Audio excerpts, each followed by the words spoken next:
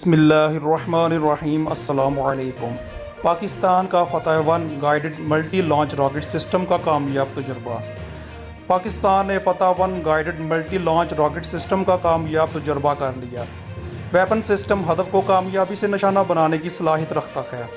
तफसीलात के मुताबिक पाक फ़ौज के शोबा ताल्लुकात आमा ISPR के director general major general Babar Iftikhar की जानिब से जारी बयान में कहा गया है कि पाकिस्तान ने फतह-1 guided multi launch rocket system का कामयाब तजुर्बा कर लिया।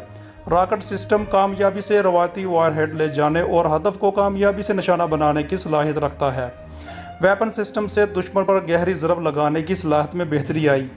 याद रहे 12 अगस्त को पाकिस्तान ने बैलिस्टिक मिसाइल गजनी का कामयाब तजुर्बा किया था। तजर्बे का मकसद आर्मी स्ट्रेटजिक फोर्स कमांड के ऑपरेशनल तैयारियों को जांचा था। गजनी मिसाइल ज़मीन से ज़मीन तक हदफ को कामयाबी से निशाना बना सकता है। DGISPR का कहना था कि तजर्बे के दौरान मिसाइल वेपन सिस्टम के तकनीकी पैरामीटर को जांचा गया।